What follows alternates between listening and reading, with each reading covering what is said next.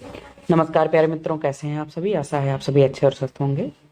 इस वीडियो में हम क्लास 9 का चैप्टर 5 का एक्सरसाइज 5.2 पढ़ने का प्रयास करेंगे। जैसा कि आप सभी जानते ही हैं, चैप्टर 5 का नाम यूक्लिड की ज्यामिति का परिचय है। इंग्लिश में जिसे हम इंट्रोडक्शन टू यूक्लिड ज्योमेट्री कह सकते हैं। इसके पहले तक के वीडियो में हमने एक्सरसाइज 5.1 तक का अध्ययन कर लिया है। अगर उसे आपको देखना हो तो आप क्लास 9 के प्लेलिस्ट में जाके देख सकते हैं।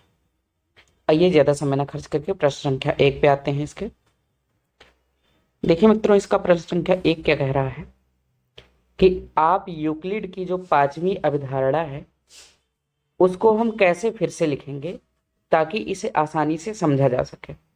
हमने चैप्टर 5 का जब हमने इंट्रोडक्शन पढ़ाया था तो वहां हमने यूक्लिड की 5वीं अवधारणा बताई थी और बताया था ये थोड़ा जटिल है, इसको समझना थोड़ा जटिल है। तो ये प्रश्न संख्या 1 में वही कह रहा है कि उसकी 5वीं यूक्लिड की 5वीं अवधारणा को हम कैसे लिख दें फिर से, जिससे कि उसे आसानी से समझा जा सके। तो मित्रों मैं पहले लिख देता हूं फिर आपको समझाता हूं। तो मित्रों हमने लिख लिया है। अब देखिए इसको पढ़ के समझते हैं। यदि यल और यम दो रेखाओं को तीसरी रेखा यन काटती है, ठीक है, दो रेखाएं खींच लीजिए। ये आपके पास एक रेखा यल है और ये आपके पास एक रेखा यम है। दो रेखाओं को तीसरी रेखा काटती है। मान लो ये आपकी तीसरी रेखा है, यन है, ठीक है। यहाँ पे कोण 1 बन रहा है, यहाँ पे कोण 2 बन रहा है, यहाँ पे मान लीजिए कोण 3 है। 4 कोण टोटल बनते हैं अंदर, ये चौथा कोण है, ठीक। यन काटती है और रेखा यन के एक ही ओर बने दोनों अंतःकोणों का योग दो समकोण से कम हो। अच्छा देखिए, जो ये रेखा यन है बच्चों, इसके एक ही ओर बने, चाहे इस बाएं तरफ और चाहे इस दाएं तरफ बने दोनों अंतःकोण। देखिए दो, एक अंतःकोण और ये दूसरा अंतःकोण, दो अंतःकोण इस तरफ है और एक अंतःकोण, दो अंतःकोण, दो अंतःकोण इस तरफ है। तो एक ही तरफ बने दोनों अंतःकोणों का योग कितना हो, दो समकोण से कम हो। तो देखिए किस तरफ होगा, इस तरफ होगा। ये जो बायां वाला तरफ है, ये जो बाएं तरफ है, इधर ये दोनों अंतःकोण जो है, जो आपका पहला अंतःकोण है, जो दूसरा अंतःकोण है, इन दोनों को अगर जोड़ोगे तो ये दो समकोणों से कम आएगा। दो समकोणों का मतलब 180 डिग्री से कम आएगा। 180 डिग्री से कम क्यों आएगा? 180 डिग्री होने के लिए 90 होना चाहिए। तो देखिए ये 90 से कम है और ये भी 90 से आपका कम है। तो अतः आपको किस तरफ देखना होगा? बाएं तरफ। और बाएं तरफ इसको आप बढ़ाओगे तो ये कहीं ना कहीं ये दोनों रेखाएं जाके एक दूसरे को क्या करेंगी?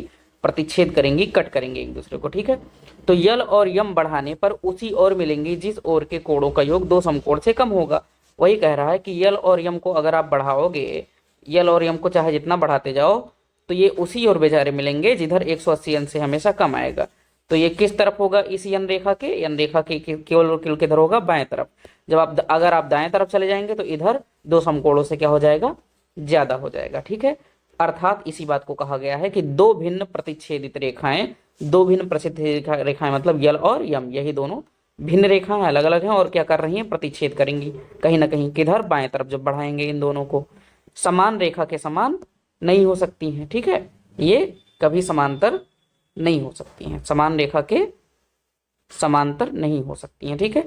ये कभी ये जो हमारा यन रेखा है इसके समांतर नहीं हो सकती हैं, या फिर ये दोनों आपस में भी कभी समांतर नहीं हो सकती हैं। क्यों? क्योंकि भिन्न रेखाएं और दूसरी क्या है? प्रतिच्छेदित रेखाएं हैं। तो प्रतिच्छेदी रेखाएं कभी ना कभी एक दूसरे को कहीं ना कहीं कट कर देंगी। जैसे आपने यहाँ दो रेखाएं खींचा, एक रेखा ये हो गया और एक रेखा ये हो गया। तो देखिए ये कहीं ना कहीं ऐसे बढ़ाते जाओगे तो कहीं ना कहीं पीछे कट करेगा। तो ये दोनों कभी समांतर नहीं हो सकती हैं। अतः इसको अपने लैंग्वेज में अगर लिखना हो सरल भाषा में तो हम इस तरह लिख सकते हैं। आशा है ये क्वेश्चन आपको समझ में आ गया होगा। क्वेश्चन नंबर 2 पे आते हैं। क्वेश्चन नंबर 2 आपका लिखा हुआ है, क्या यूक्लिड की 5वीं अवधारणा समांतर रेखाओं के अस्तित्व को दर्शाती है? व्याख्या कीजिए, ठीक है। चलिए इसका भी उत्तर पहले हम लिख लेते हैं जिससे कि ज्यादा लंबा वीडियो ना बने, फिर आपको समझाते हैं। देखिए हमने लिख लिया है, बहुत ही आसान सा। अगर ऊपर आपने समझ लिया है इसको तो ये भी आप सभी समझ जाएंगे। हमने लिखा है यूक्लिड की 5वीं अवधारणा में समांतर रेखाओं का अस्तित्व कैसे हो सकता है। ऊपर हमने क्या बताया था कि ये दोनों रेखाएं समांतर नहीं हो सकती हैं क्योंकि इसके जो बाएं तरफ है ये दोनों रेखाएं क्या होती हैं? प्रतिच्छेद करती हैं और 180 डिग्री से इनका कम होता है दोनों अंतःकोणों का योग। अच्छा, यदि यल और यम दो रेखाओं को तीसरी रेखा यन काटती है और यन के एक ही ओर बने अंतःकोण कोण 1 व कोण 2 का योग दो समकोण हो जाए, अभी तो दो समकोण से कम था, ऊपर देखिए दो समकोण से क्या हो, कम हो यहाँ पे, लेकिन यहाँ पे दो समकोण हो जाए, यानी कि चित्र आपका कुछ ऐसा बनेगा। आपके पास कोई रेखा एल है, दूसरी रेखा क्या है, यम है, ये एल रेखा, ये यम रेखा, और ये आपका यन रेखा, ठीक है। तो अब देखिए ये एकदम सीधी रेखा है, दोनों कहीं भी बढ़ाते चले जाओ, एक दूसरे को कभी नहीं कट करेंगी। तो ये इसका अंतःकोण, इधर इसका अंतःकोण, कोण 1, कोण 2, कोण 3 और ये कोण 4। कोण 1 और कोण 2 को जब आप मिलाओगे तो टोटल ये कितना हो जाएगा, 180 अंश। इसी प्रकार कोण 3 और कोण 4 को जब मिलाओगे तो ये भी कितना हो जाएगा, 180 अंश। और अगर 180 अंश का कोण हर जगह बन रहा है तो इसका मतलब ये दोनों रेखाएं, ये रेखा जो एल है, ये रेखा जो एम है, ये दोनों हमेशा ऐसे सीधी जाएंगी, और कोई भी रेखा ऐसे जाती है सीधी और कभी एक दूसरे को कट नहीं करती है, तो वो दोनों रेखाएं आपस में क्या होती हैं, हमेशा समांतर होती हैं। उदाहरण के लिए आप रेलवे की पटरी देख सकते हो, वो सबसे अच्छा इसका उदाहरण होता है। अच्छा, तो यल और यम रेखा यन के एक ही ओर नहीं मिलेंगी, ठीक है। कब, जब दो समकोण हो जाएगा तो यन और यम रेखा एक ही ओर नहीं मिलेंगी। दोस्तों ये जो हमारा यल रेखा है और यम रेखा है, ये यन के या तो ना तो बाईं तरफ और ना तो दाईं तरफ कभी एक दूसरे को प्रतिच्छेद नहीं करेंगे बढ़ाने पे, जैसा कि पिछला वाला चित्र हमारा कर रहा था, ठीक है।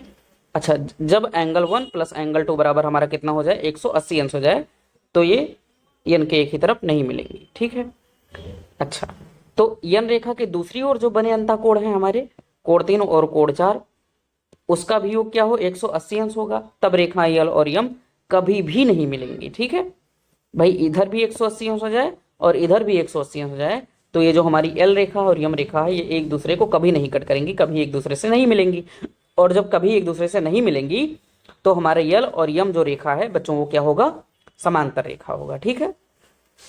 अगर किसी एक तरफ 180 डिग्री से कम हो जाता तो ये दोनों रेखाएं प्रतिच्छेद कर जाती, समांतर रेखाएं नहीं होती। लेकिन एन के बाएं तरफ भी 180 अंश हो जाए और एन के दाएं तरफ भी 180 अंश हो जाए, ना 180 से कम ना 180 से ज्यादा, तो ये दोनों रेखाएं जो हमारी यल और यम है, ये क्या हो जाएंगी, हमारी समांतर रेखा हो जाएंगी, ठीक है। इस तरह यूक्लिड की पांचवी अवधारणा में हम समांतर रेखाओं के अस्तित्व को ला सकते हैं, बता सकते हैं।